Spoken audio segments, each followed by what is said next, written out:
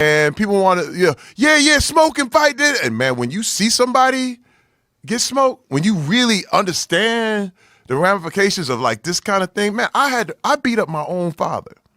I beat my father's ass as a grown man because he was a drunk. I went through my whole life him beating up my mother. Listen, my earliest memory was him hitting my mother in the face as hard as he could.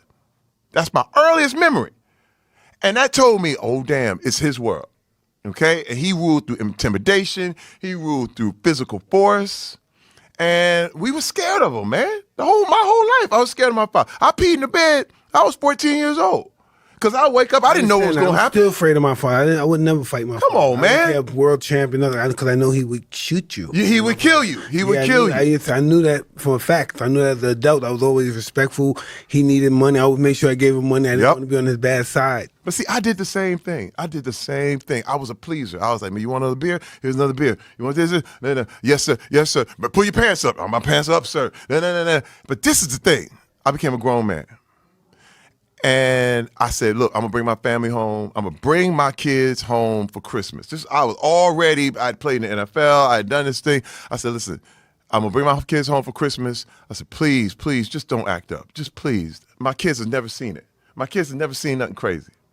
Man, I bring them home. I'm out there hanging out with my wife and my kids. I'm hanging out with my wife. We about to go out. My kids are left at my home. Man, I get a call from my aunt. Oh, my God. He hit your mama in the face. He knocked her tooth sideways. He knocked her tooth loose. I said, what? Are you kidding me? Like, I spent my whole life trying to keep my kids out of this. And all of a sudden, I bring you home one time. I just ask you promise me you're not going to trip?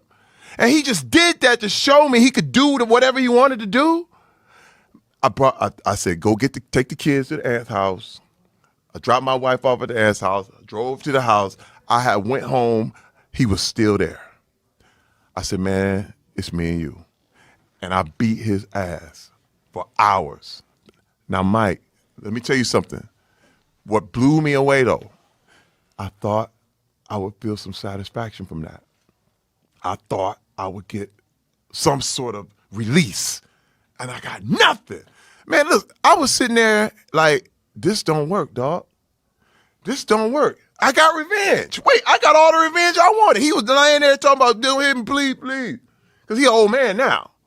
You know what I mean? And I'm going, all right, hey, man, all this beating people ass stuff, it don't work.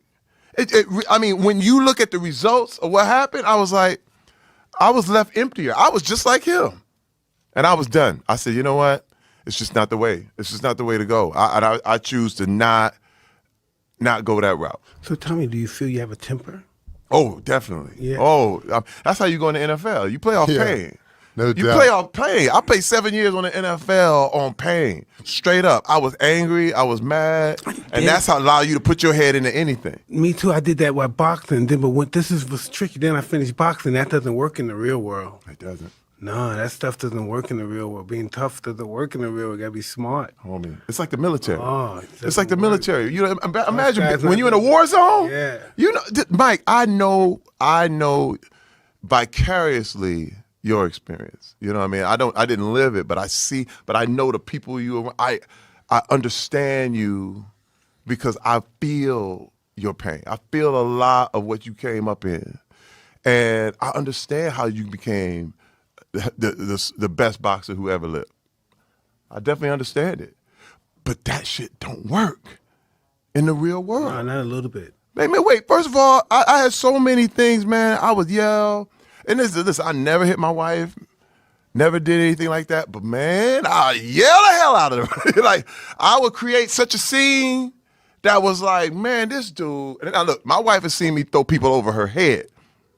But then she was the one who told me, Terry, listen, we gonna lose everything. We gonna lose everything.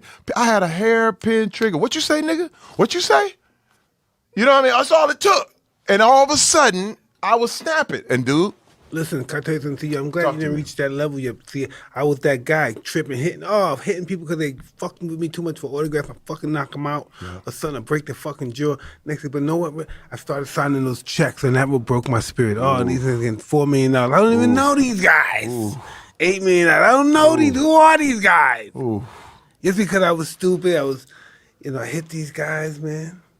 I had I had Pepsi-Cola commercials and all that stuff, man. Right. Now I became one of those crazy guys that scared of me and stuff. So Right. you can't do that. You gotta be cool with that. You gotta control your temper because they're